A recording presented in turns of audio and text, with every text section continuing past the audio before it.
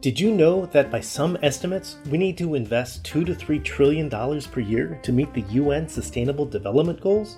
The entire GDP of Italy is only $2 trillion. Who's going to build that infrastructure? This is the Levers for Change podcast. My name is Jimmy Gia. Today's guest is Jameson Morrell of Jacobs Engineering.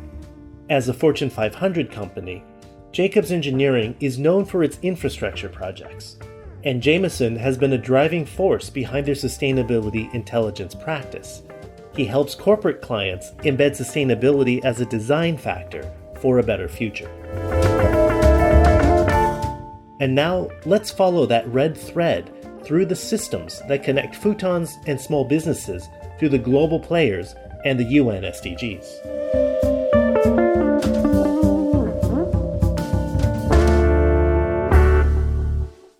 So you've worked in a lot of different places like DHL, Deutsche Post, Bank of America. What I would like to start, though, is with one of the first places that you've worked with that had, I think, the best motto I have ever heard before, which is the motto of death from within.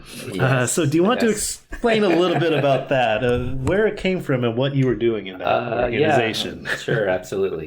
Yeah, I left high school with an engineering scholarship with the U.S. Army.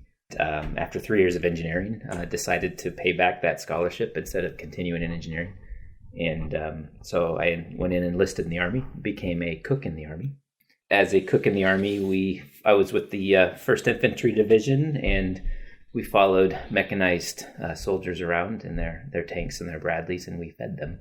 And on the side and on some of the sort of the signage on our mobile kitchen trailers, we called them MKTs. We had the motto "Death from Within." Nice picture of a skull and a crossed fork and spoon with a scroll below it with "Death from Within." But we were good cooks, actually. The food was good. More bravado than actuality. So we cooked well. And yet, going from there, when you're in a chef and we're in a kitchen, it's all about that supply chain, right? It's all about that food that's coming and going. And so, then from then on, you went on to DHL to do knowledge management work, if I remember correctly. Actually, no, I didn't. You skipped a step there. Oh. I actually, while I was in the Army, I helped a friend with his futon business. So we made futons, the mattresses, and we bought the frames, and that actually gave me sort of the supply chain perspective, because as a small business owner, we're sourcing raw materials. We had a small little production shop. There's quality control. Then we had sales and marketing in the retail store. And then we actually did deliveries after work. And then we gave a lifetime warranty. So if we had defects, we heard about it. So a little bit of customer service there. And that sort of was my supply chain sort of process management. And then from there, I went to work. My first real job was with First Bank in Seattle, and that was absorbed by Bank of America on the East Coast, and which was then merged with Nations Bank on the East Coast, and they became kind of the Bank of America they are today. And there I was a process manager, so I owned the consumer credit processes from end to end. And then product managers would run products through those processes. And so kind of went from systems thinking as a small business owner and kind of a business degree per se into sort of process management and seeing how systems work that way. And I left Bank of America and I went to Deutsche Post. Deutsche Post was doing a joint venture at the time with Lufthansa. It's called XPL, and it was fourth party logistics. And they wanted somebody to sort of document and help them stand up this joint venture. So from product development through sales channels to fulfillment to delivering the different products and operations. And so we did that for about a year, and then it was absorbed into part of the privatizing of Deutsche Post, and one of the brands they bought was DHL. So it was we were pulled into DHL. So and that's where I kind of got my logistics supply chain chops.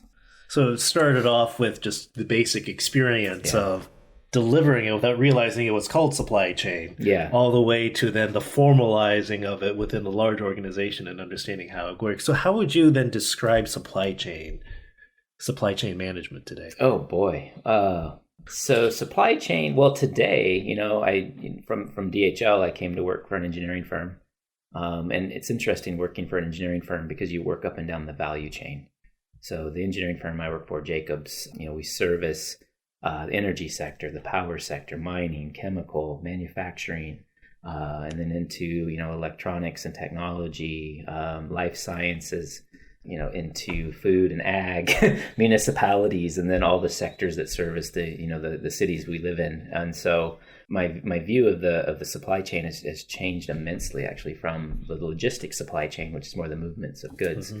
So the warehousing and distribution and the transport of goods and inbound and outbound logistics to more product categories, and then watching the products move up and down that value chain. And so it's really interesting from going from financial services to logistics and then into an engineering firm, which you wouldn't think would be so involved in the value chain, but they are. So, we do see from extraction and raw materials into finished goods into retail, and then engineers get into the water and transportation and waste systems. And so you get into the logistics and you get into the end of life, the circular economy. And so it gives you just a fantastic view of kind of the global systems. So you see how all these systems have worked. You've experienced a number of these systems. You see how these systems work.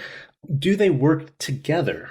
Or what are the cracks in between these systems that you have seen? Yeah. Oh, gosh. Oh, cracks in the system.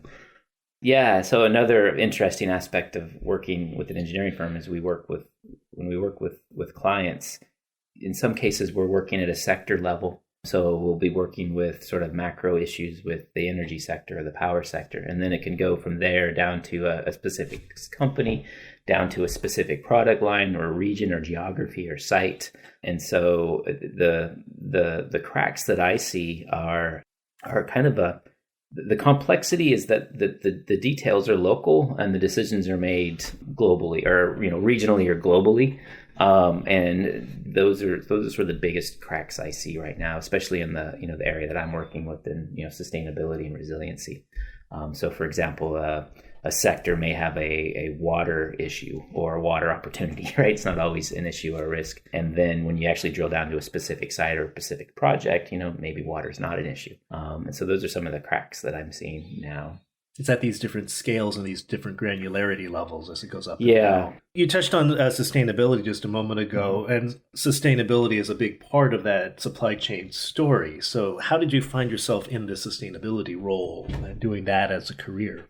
Oh, that's interesting. Yeah. When I was working with Deutsche Post DHL, the fourth party logistics was absorbed into DHL as it is today. And I took on a role of knowledge management. And so at the time, Deutsche Post had grown through mergers and acquisitions, and they had massive assets and people all over the globe, and intranet and web conferencing didn't really exist at the time. What years were these? This would have been the early 2000s. So spent kind of the 2000s at Deutsche Post DHL. And so in putting together a knowledge management strategy beyond sort of the collaboration and the knowledge assets and securing knowledge assets and sharing knowledge around the world, part of that was business intelligence. And so we were working with databases and different ways to enrich data and then make that data useful to operations managers, sales managers. So kind of taking the financial data and making it useful by enriching it and allowing them to create a kind of a user experience, you'd call it this day, that they can make decisions with. Back in those days, it was pretty complicated. You couldn't just call up Tableau or, so we actually were kind of building this thing. So we were presented with a problem in like 2006, 2007 of developing a carbon footprint. And that's where it started. The executive, the CEO came back from Davos and said, hey, we need a carbon footprint. Because we had the business intelligence aspect, we knew where the data was. And so we actually came back after a couple of weeks and said, we can't do it because we track data on cost and quality. How much did we pay? Did we pay the right amount? Did we pay for what we got? And for carbon emissions and for greenhouse gas inventories, you need quantity at the time, and you have to multiply that quantity by emission factors to get what you need. And so, long story short, we ended up developing some tools that could then estimate quantity based upon cost of goods globally. I mean, this is a massive company, and we did the first carbon footprint. At that time, the executive named an initiative at the firm around carbon. And that then led to another joint venture with some scientists that was called DHL Neutral Services. And so the idea was to bring expertise into DHL to advise the divisions on how to measure and then develop plans to lower their greenhouse gas emissions. And that actually led to a Go Green program. It led to some of the first sort of long-term targets, which I believe, if I remember right, were set through like 2018 or 2016, and they hit them early. I read a couple of years ago. Wow. But I already had left for the engineering firm at that time. But when you talk about carbon, it leads you to energy and fossil fuels, and then that quickly leads you to water, because a lot of energy is used to extract, to pump, to store, to use water, and then treat water, and then discharge water, heat water, et cetera. And then that usually leads to materials because of the items that are going into the water. And that leads you to a supply chain. And that's sort of the environmental side of sustainability. And then you start to recognize that there are governance models impacting the environmental decisions they're being making. And then you also start to recognize that there's social impacts as well. And that's where I think you're starting to see that sort of ESG, that environmental social governance coming out. Well, and that seems like it speaks to the evolution of the notion of sustainability over the course of the last 15, 20 years or so. Yeah. How would you describe the maturing of the sector, sustainability sector?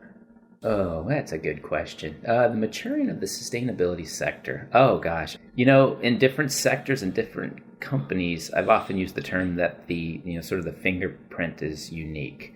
And so I think each company, and I'm mainly talking private sector, right? Publicly held companies, we can go to municipalities and government on another side, but I think I'll stick with kind of the private sector examples. Each company kind of has their own unique journey. I call it sort of the maturity curve or the business spectrum. And so a lot of them were driven by drivers related to governance and being compliant. And then that led to sort of some of the resource efficiency. So that's why a lot of them start with sort of energy. And then you had certain stakeholders that you had to tell the story to. And so in some cases you had a sort of a dichotomy. You had environment, and in the early days it was a lot of energy efficiency, and then you had different annual reports and such that are voluntary or involuntary.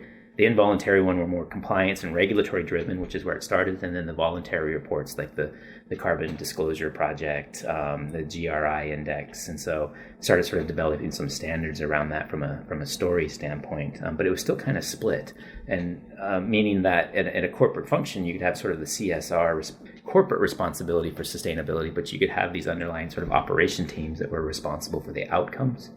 And so I've seen the evolution of sustainability as a lot of the voluntary reporting was optics and marketing, communications, legal is where you'd see that based. And then a lot of the outcomes that they were reporting on were in real estate and operations. And they were really driving towards sort of being not only compliant, but also saving costs by using less energy, which then, they need to save water, they need to use less materials, and you also had sort of greenhouse gas emissions. I'm seeing those coming closer together now.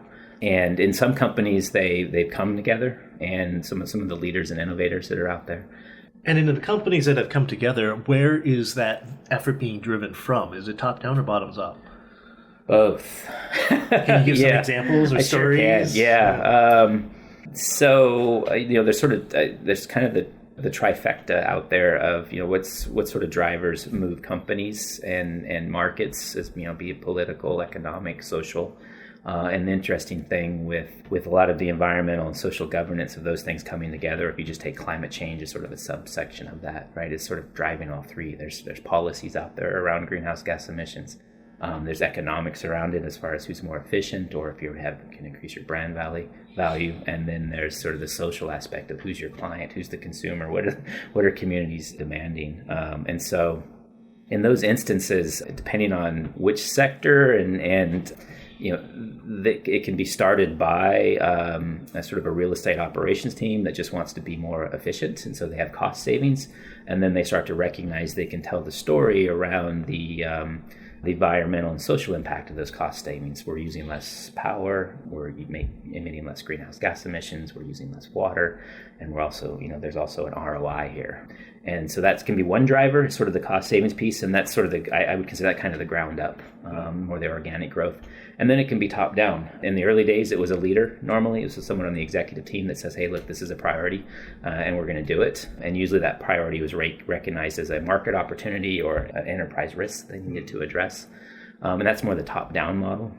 And so I have seen a top-down with little on the bottom, where usually they lead with a strategy, they lead with targets and initiatives, but their operations, there's still the organizational change to go through to try to get their operations or their production to sort of match that strategy, right?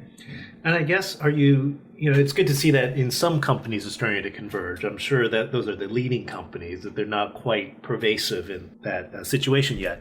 Do you have a sense of whether companies are more top-down or more bottoms-up? Are they lacking one or the other, or does that really get into that individual thing that you're talking about? Yeah, each fingerprint is unique. Each fingerprint is unique. Yeah, and it also depends on the scale of the companies. If you get into more conglomerates where they've got multiple business lines, you almost have to treat each business line separately, and I see that confused now. You'll see some of these big brand names, and they'll have great sustainability stories to tell, but when you dig into them, you realize, they've got multiple business lines, and those business lines each have their own unique sort of story.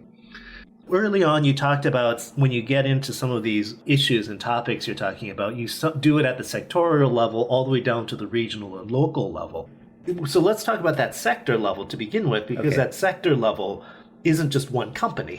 It's not one player. Correct. It's usually multi-players. It is, yes. So since you're a client, you're hired by one company to do a task, how do you have sectorial impact? Or how can you leverage that into a sectorial impact? An engineering firm, we have sort of a building and infrastructures group, we have an advanced facilities group, an aerospace and technology group, and then we have an environmental services sort of group, not to get into the nuts and bolts of an engineering firm. And they're organized into lines of businesses, and they serve these different sectors. And these different sectors do interlink. But if you're making a sort of go-to-market plan for those sectors, you need to understand what are sort of the risks and opportunities in that sector. And so we're discovering that by evaluating at a sector level, what are sort of the key or the material, environmental, and social and sort of governance risks in that sector, it then starts to help us prepare our services better. Because remember, our role is to take that investment from them and put that into that capital project. So as far as site selection and permitting and design, how do we then position our services in that sector? And so it's good to have sort of that sector level knowledge. And then it's interconnected. So since we work along the value chain, or that business spectrum I spoke to earlier, where an organization goes from energy efficiency to water and waste, and then the materials, then they get into their supply chain. So they're looking upstream in their supply chain, looking at environmental and social and governance sort of risk in their key supplier categories. Well, and then they're also looking downstream at their product performance, their product end of life, getting into sort of circular economy. Well, as an engineering firm, we're working upstream with those clients, and we're also working downstream for the clients that are purchasing the product and sort of inheriting those externalities, right? We get a nice view. And so if we are, the more we start to understand the sectors, then we can start to work and sort of build capacity with, and this sort of gets into the sustainability intelligence unit that I work with. We start to build capacity with our account teams who work with specific clients in those sectors, so they understand the nuances for that particular client. And many times in this conversation, we've talked about many broad topics, water, agriculture, materiality, and we're just kind of throwing them around at this particular point. Within a sector, do you see portions of the sector more attuned to sustainability issues than other companies within the same sector, or again, is it just Yes, random? Wide variety, actually. So if I understood that correctly, so within a sector, is there a degree of sort of, if I was to sort of index them or rank them, there's a spread from... Yes, absolutely. That fingerprint is, again, unique, right, for each company, and it depends on where they're located, what markets they're in, what kind of key drivers, the leadership they've had, and how they sort of been pushed to get into being more transparent to their sustainability and their resiliency. And so I would say as an engineering firm, we do these large projects, but we also, as sort of a value-added service, as I was saying earlier, we will work directly with our clients. And so we generally work with, I would say, clients within a sector that are sort of at the emerging end of sustainability, where they're still very much regulatory and compliant driven, and they're trying to get their head around what are our material risks, how should we be mitigating those, who do we need to be transparent to, why should we be doing these reports, which stakeholders are sort of pushing on us, and do we want to be transparent? And so we'll kind of help walk them through that. That's something that we can help to do. And as an engineering firm, we don't want to come in with radical sustainability designs, because we could just blow away the client's expectations. What they're really looking for is something that's, they're looking at cost, quality, budget, and then make sure that it's compliant. And then we have other clients that are on the leader and innovator sort of range, who want to be, cost, quality, and on time and compliant, but they also want to factor in a lot more of what's the environmental and social impact, what's the long-term impacts of this asset. And so we have to be prepared to work with both, help sort of push and pull some of our clients along when they're ready, and then also some that are we're sprinting to keep up with them. So when you start thinking about the distribution of maturity to sustainability, right, would you characterize corporate America then as where's the average corporate world? Corporate world, yeah, global corporate. Do you think the average of this bell curve? Oh gosh, good question. In a good zone, or is it still a laggard and we're still need to mobilize and be cheerleaders? Oh, you know what? It's hard for me to tell, because, I am a sustainability professional, meaning that I spend a majority of my time working on these issues. And it definitely feels like we're past a tipping point to where, years ago, I spent a lot of time developing the business case. So why should we do these things? And now I haven't done a business case in a long time. It's really around, okay, these are your material risks. These are sort of the options you have. There's the trade-offs of those options. And that trade-offs may include a business case, but they're going forward.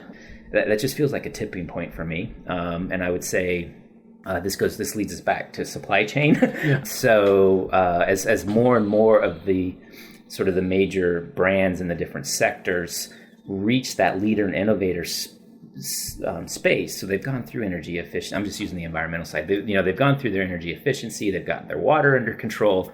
They've got their materials under control, and now they're starting to get into their supply chain. Well, that means the suppliers have to sit up and take notice. I think the classic sort of case study out there is what Walmart's doing with their logistics. Not just their logistics, but also their suppliers and the supplier standards that they're putting on. Their gigaton challenge and stuff. So that's sort of the classic of what a keystone species can do, to use some biomimicry sort of concepts. Yeah, and so we've talked about what some of the leaders are doing, right, in terms of setting it, and then not just setting it, but also pushing what you're doing.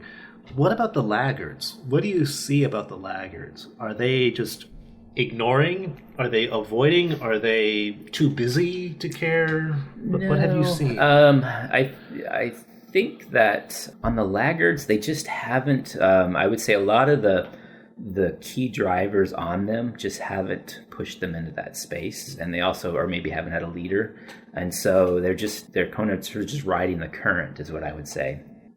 I do speak with companies that are just getting started, so to speak, and usually there's something that has happened. A board member spoke up, a customer has asked, a supplier has asked, or there's some market opportunity that they recognize, because now I think you've got to be, I would say even the laggards are at least addressing sustainability in some way. Whether they're doing it in name or not. Exactly, but they have to pay attention. And that's a good point, Jimmy, because one of the things that when we're looking at a sector and we're looking at specific clients, we actually take the time to learn what are their values, what are the language that they're using when they describe items that are environmental and social and governance type risks. Mm-hmm. So, for example, greenhouse gas emissions, you get into energy, you get into water, you get into materials, you get into community impacts if you're using a lot of energy, or your air emissions, and then you get into governance issues of how transparent do you need to be, how do you keep your greenhouse gas inventories, how do you report those, right? How do you set long-term targets? We've got clients up in every sector. I can point to 2 or 3 clients that we're working with that are going through that sort of process, but they call it different things. Some it'll be business continuity, some it'll be enterprise risk management, some it'll be resiliency.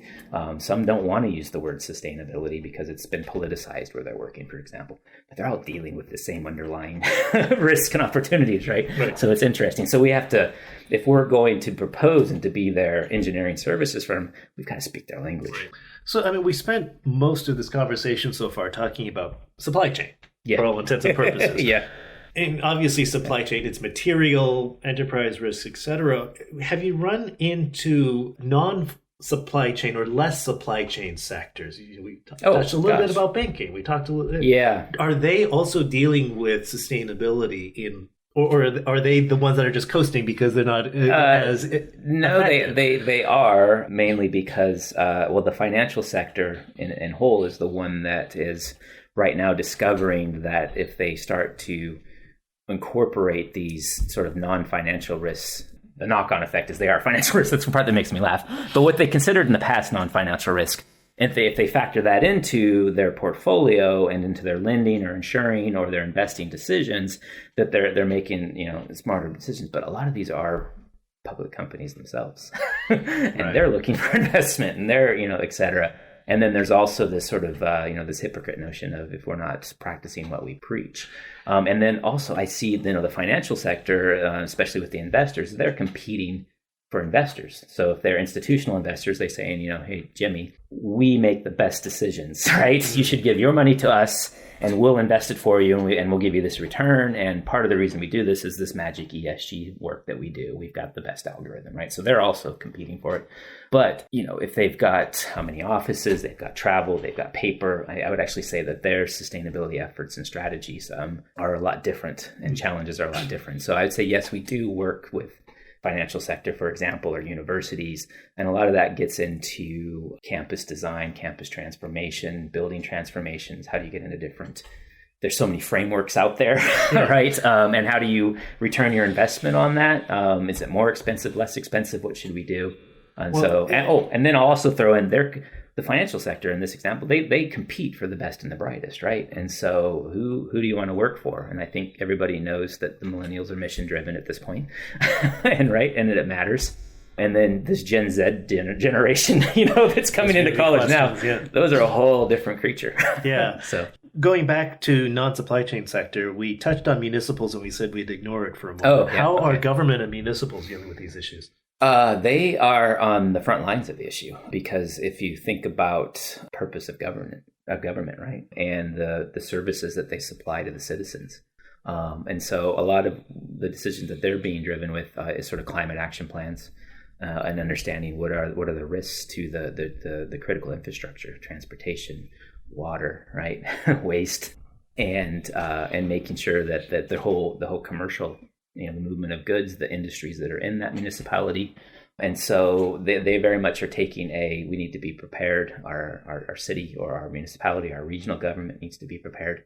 And then, in the U.S. right now, the federal government, to a certain degree, hasn't led on this for a decade plus for many reasons, right? Through just being almost, at a dead set. They just can't do anything. And so you're seeing a lot of regional and state and local cities actually leading the charge on that. And so that's from an engineering services standpoint. It tends to, interestingly, will advise some many municipalities actually on their different strategies, or will help them if they have a strategy in place. Are they actually going to hit their target? Are they actually going to make the changes they need in time? So a lot of sort of verification. But we mostly with the different departments. So it can be the Department of Transportation, it could be the water, the drinking water, the wastewater, the different waste systems that are out there to make sure that they are performing well. And that also leads into a lot of different financial discussions, because different tax bases, depending on how regional and different governments are set up, can afford different things.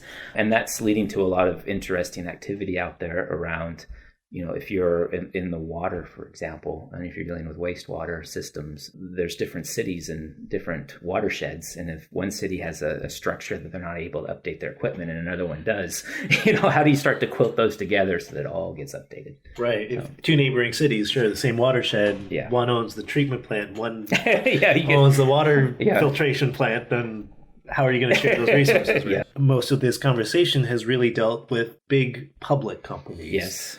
What about those small to medium guys? It's a great question. Yeah. Something that I wanted to work on was with small businesses. So if you remember when we started this story, right, when I came out of the Army, I worked in a small business, and I just had this sort of hypothesis that I felt like these small local businesses that you pass every day on your street, they're actually the most sustainable business. In many cases, they know their supply chain. They know who their suppliers are by name, right? And who they owe money to. Right? Yeah. They also know their customers. They have immediate decision making all of their operations.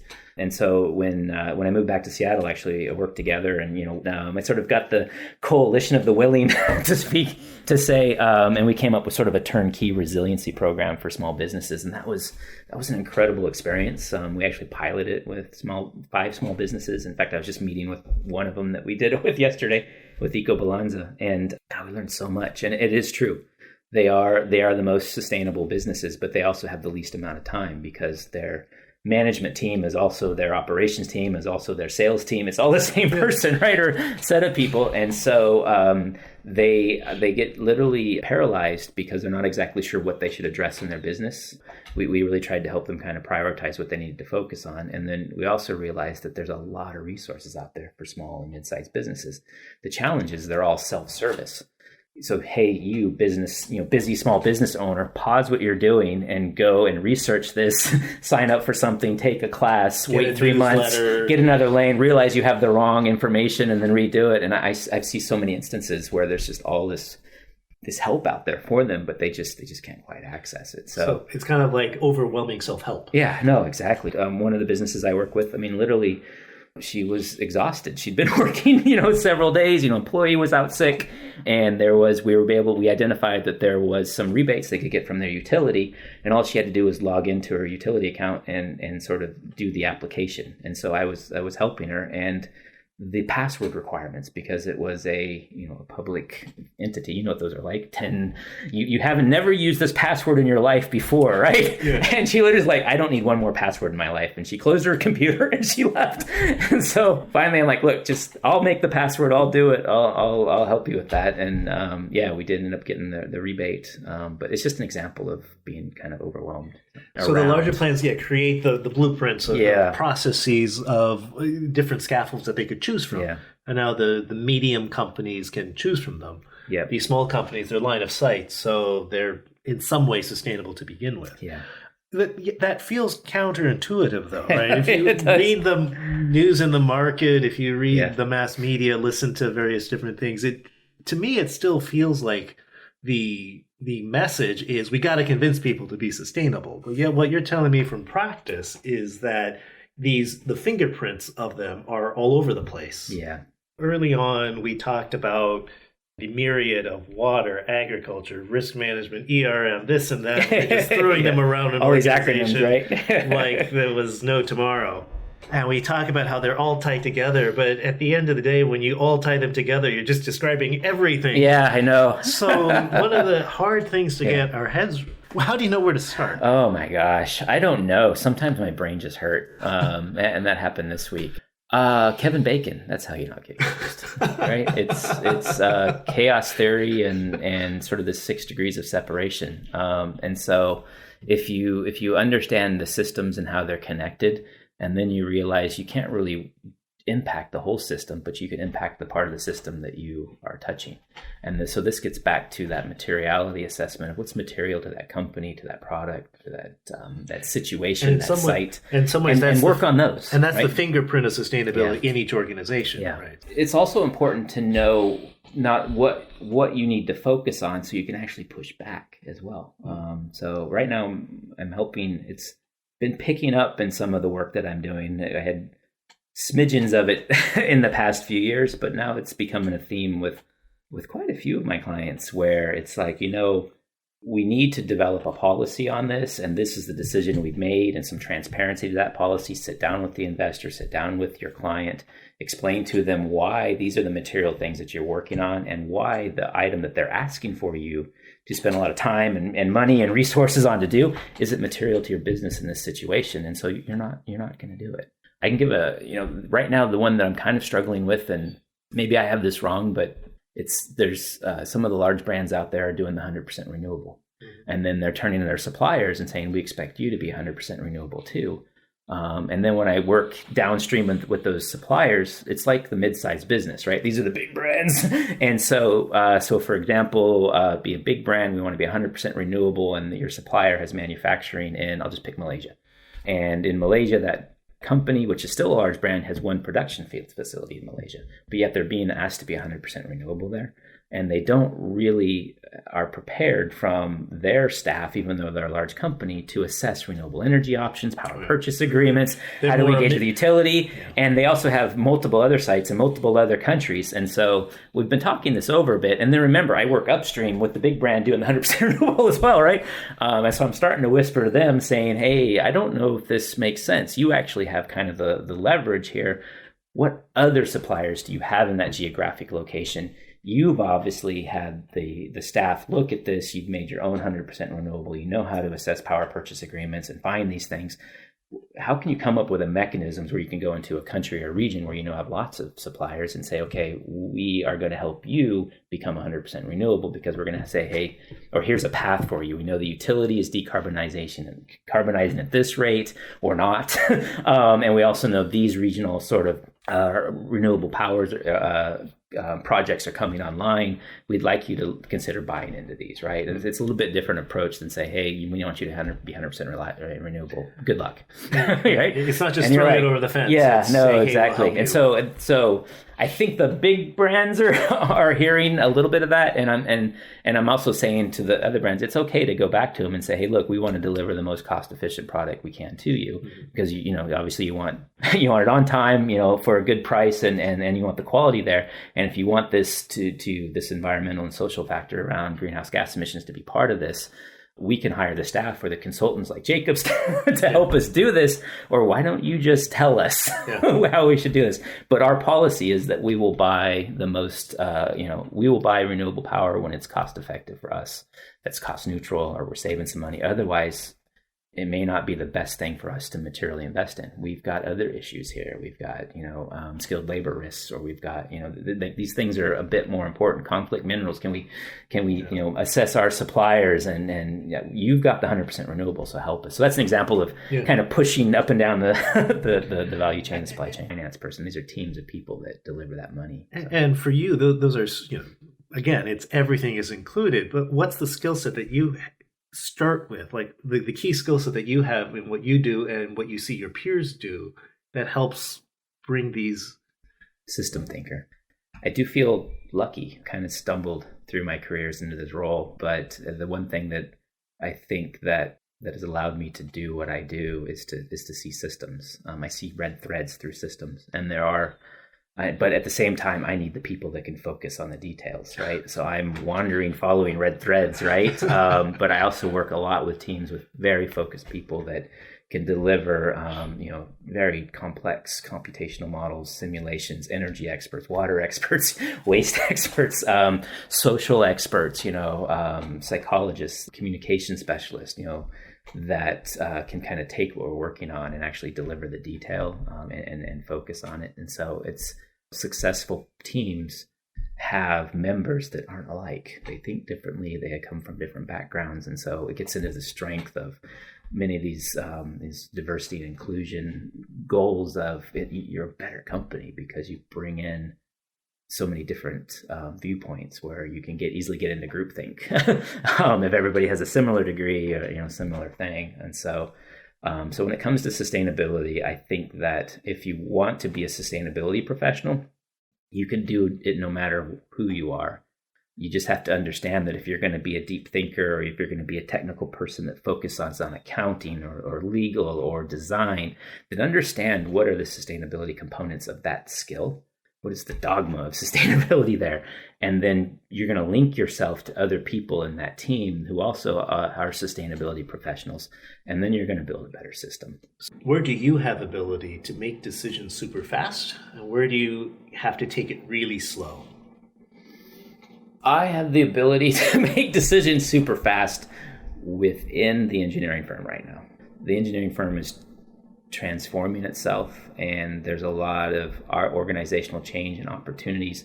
We're trying to go away from being a commodity and more into sort of this connected enterprise and technology, and sort of enabling sort of the visions of our client. And so within that space, sustainability it's a powerful design tool to develop systems and products and services. And so we're moving really fast there across all sectors with many clients. And so I'm able to move really quick there. Where it's really slow, I think would be in some of the areas where we sort of stalled. So the pressure has changed, or progress has been made just good enough. And so the key drivers sort of fall away a bit. And so, trying to be patient with some of the cycles. So a lot, if you talk about it, so they're considered, historically speaking, non-financial risks, right? Even though we know because of more of the short-term decision-making in the private sector. And these are long-term risks that certainly impact the bottom line. And sometimes in the business cycles, we sort of stall out. And so it's the ability to have the patience to say, okay, we've got a good strategy, we've got a good plan, we understand we need to address that. It's just the wrong time. There's a different material risks that are more pertinent right now to survive as a company. And so it's trying not to lose sight of those. It's trying to say, okay, these are still a priority, but we're going to table them this year. Or I usually push those clients a little bit to say, hey, what's the small thing we can do this year? So at least you can say, yes, we've set the objective for this year, and it's the smaller thing while we're investing money in other areas or, other emergencies or something like that. Lastly, for people that are trying to enter into the sector, sustainability consulting, where would you advise them to begin? I would say go with your skill. That you can pretty much get any degree now or study any sort of trade. It doesn't have to be college, and you can understand how sustainability and system thinking applies to what you're doing. So if it's accounting or finance, great. If it's engineering, great. If it's carpentry, great, right? If it's welding, great. We don't have enough welders. So, if you want to get into sustainability, go get a welding degree. How does that sound, right? And then understand how the metals work, and then start getting involved in the projects that you're in, and some of the decisions and system thinking with those projects, right? So you can really start anywhere, which sounds like horrible advice, but what I guess what I'm trying to say is if you want to be a sustainability professional, then find the skill or trade that will get you in the door of the company or the sector that you want to work in, the area that gets you excited, right? If you love running and you love running shoes, then what's going to get you a job with those brands, right, that you want to work for, right? Like here in Seattle, Brooks or something like, right? And then when you're in the door and you're doing that job and you're a sustainability professional in that specific skill that you're working in, right? And then, when I started at Seafirst Bank as a part-time call service manager, right? Or not even manager. I was literally like, hello, thank you for calling Seafirst. Can I have your 10-digit loan or line credit number, right? And I did it because we moved back to Seattle and I needed to pay the rent while my wife finished college for her master's. But when I was there, I had come from, being a cook. I had come from having a small business. And at the same time, Lean and Six Sigma and Kaizen. So all the management consultants were trying to force into financial operations the lessons they learn in manufacturing operations of how we can streamline, how you can cost cut. And so I quickly recognized that language. And so, within a year, I think I was working on some of these teams. So you go from a 10-digit, hello, how may I help you? And I'm being chewed out for my call wait times, or I can't remember, what the metrics were. And so I think it's sort of the same thing with sustainability. Understand what sustainability is, understand system thinking, understand what's new, get your foot in the door of an organization that you want to work for. And when your foot's in the door, find those people, because the teams are in there and they're cross-functional teams and they're moving somewhere. And from there, you can move all over the place. The biggest mistake I see, you go into LinkedIn or you go into a job description on somebody's job board and you Google search for the term sustainability and you see the name as sustainability manager, sustainability director, sustainability analyst, or something like that, it's like a front door of a crowded restaurant, right? There's a lot of people that are just focused on that word. And so you can easily go around the back door and be a cook for a year and move right into that sustainability job, you know? Yeah. And so that's my advice is study something you love and augment it. It's a dogma. And like what you were saying, if the financial professionals, accounting professionals, risk management, water, agriculture, waste, if all of these professionals have a sustainability story, yep, you can become an expert or start your career in one of those sectors and then move into sustainability really, really easily. Yeah, and I also, in the back of my mind, if I do my job well, I work myself out of the job, actually. Right. So my goal is to build the capacity for everybody in our firm to engage with, understand the sustainability and the system impacts of that. And if they're doing it, then you don't need a sustainability intelligent team helping them, right? Yeah. And I'm a little worried about Gen Z because they're going to work you out of a job. Yeah, go. I dare anybody to go and try to not sort their tray at a food court in front of a 5th or 6th grader today. Man, they will take you down. Yeah. Very nice. Well, Jameson, thank you so much for joining us. Thank you, Jimmy.